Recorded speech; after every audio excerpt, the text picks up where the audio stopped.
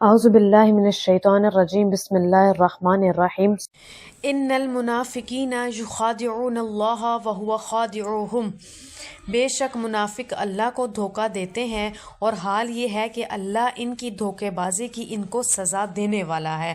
وَإِذَا قَامُوا إِلَى الصَّلَاةِ قَامُوا كُسَالَىٰ، اور جب وہ نماز کو کھڑے ہوتے ہیں تو کسل مندی کے ساتھ کھڑے ہوتے ہیں۔ یُرَاءُونَ النَّاسَ وَلَا يَذْكُرُونَ اللَّهَ إِلَّا قَلِيلًا، لوگوں کو دکھاتے ہیں ولا یذکرون اللہ، اور نہیں یاد کرتے اللہ کو الا قلیلا، مگر بہت کم۔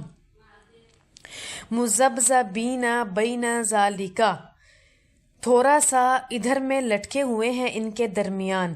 لا الہ الا، لا الہ ہؤلاء ولا الہ ہؤلاء، اور کیا ہوا اس کے درمیان نہ ان لوگوں کی طرف نہ ان لوگوں کی طرف، یعنی کہ سینٹر میں لٹکے ہوئے ہیں، نہ اس طرف ہے نہ اس طرف ہیں۔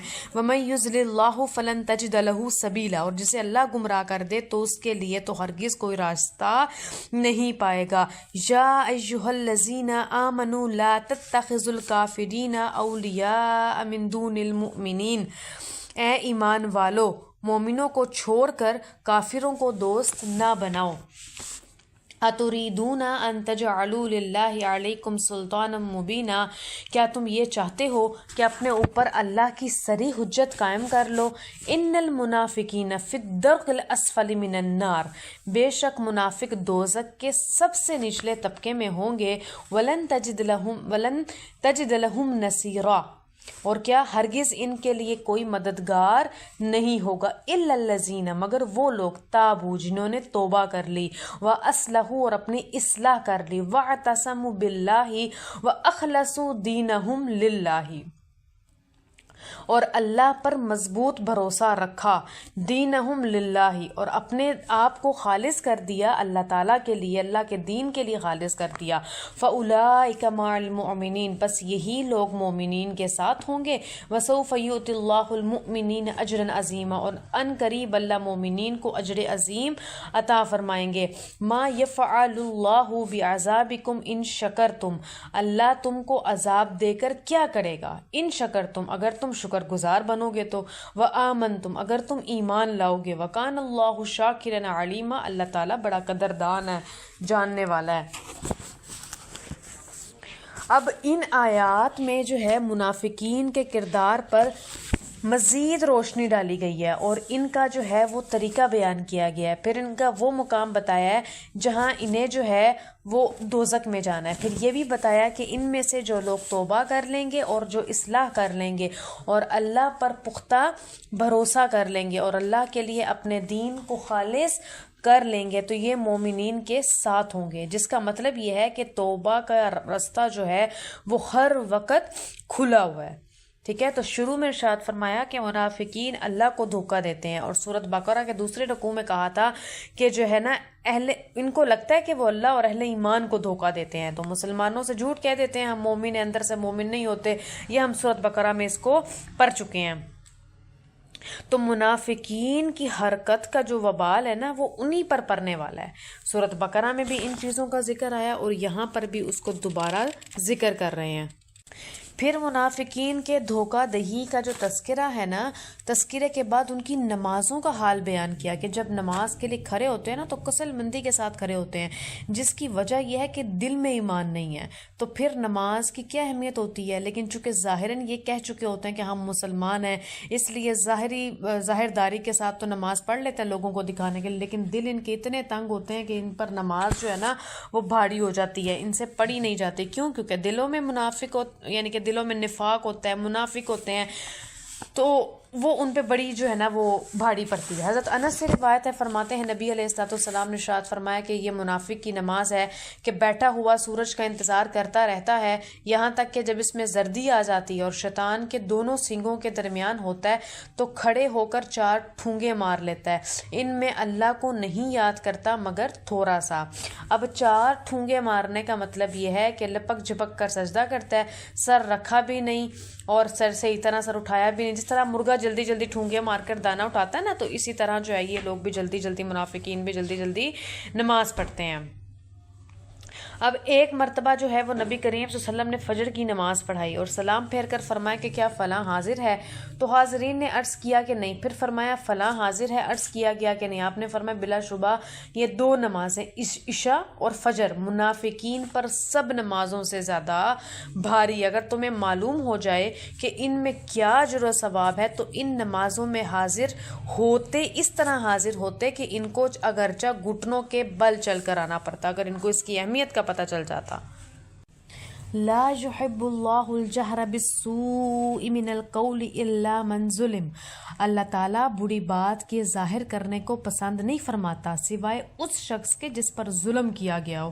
وکان اللہ سمیعا علیما. بے شک اللہ تعالیٰ سننے والا اور جاننے والا ہے. ان تبدو خیرا او تخفوه او تعفو عن سوء فان اللہ کان عفوا قدیرا. اگر تم خیر کو ظاہر کرو یا اس کو چھپاؤ یا برائی معاف کرو تو بلا شبہ پھر اللہ تعالیٰ بھی معاف کرنے والا ہے، معاف کرنے پر قدرت رکھتا ہے.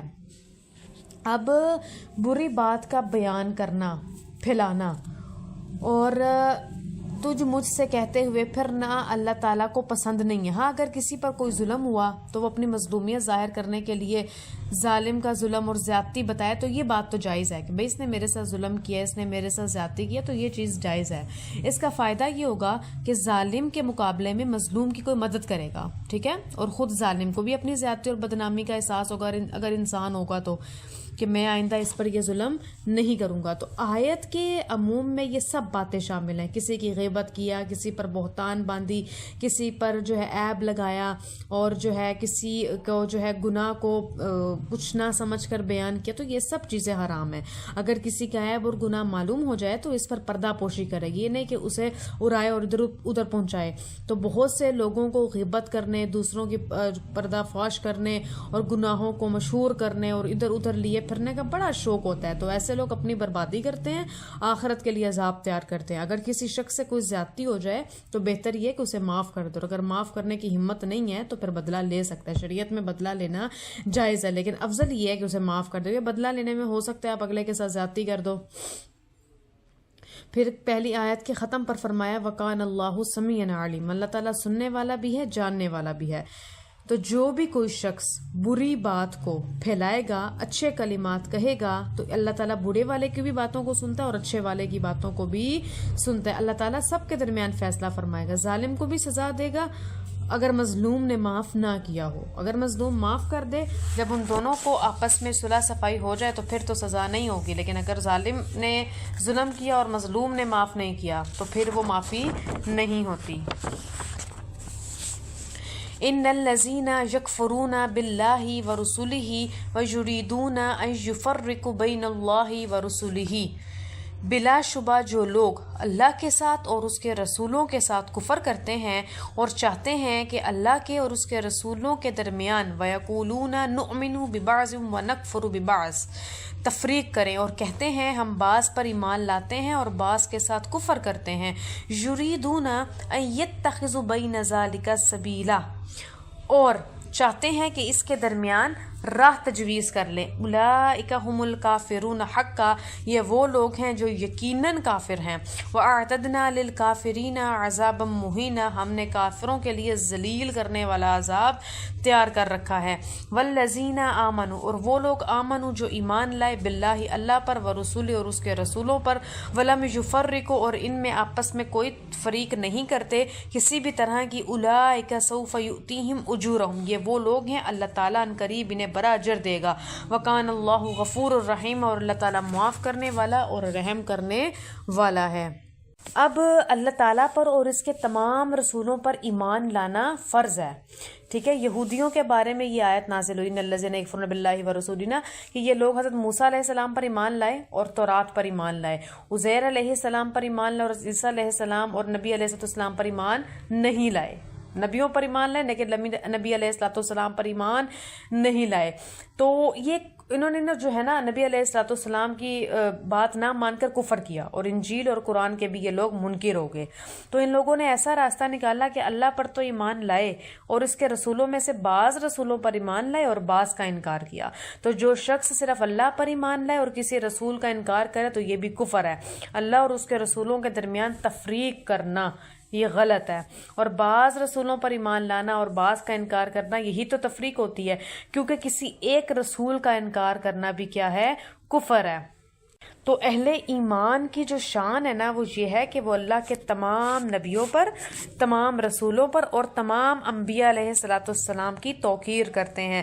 جس طرح انہیں یہ گوارا نہیں نا کہ نبی علیہ السلام کی شان میں کوئی نازیبا کلمات کہی، اسی طرح انہیں یہ بھی گوارا نہیں کہ کوئی موسیٰ علیہ السلام یا کسی دوسرے نبی یا رسول کے بارے میں بھی کوئی اس طرح کی بات کہی جائے۔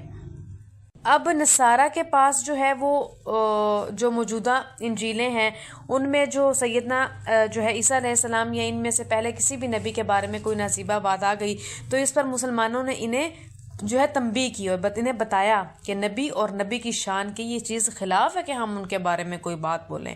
اور دنیا میں جب کبھی بھی کسی فرد یا جماعت کی طرف سے کوئی ایسی بات اٹھتی ہے جس سے کسی بھی نبی کی شان میں کوئی حرف آتا ہو تو الحمدللہ مسلمان ہی جو ہے وہ فوج در فوج بن کر اس کے مقابلے میں کھڑے ہو جاتے ہیں کہ بھائی کسی بھی نبی کے بارے میں کوئی بات نہیں ہونی چاہیے کسی بھی طرح کی، کیونکہ ہم اللہ پر، اس کے تمام نبیوں پر، اس کے تمام رسولوں پر، اس کی تمام کتابوں پر ایمان لائے ہیں۔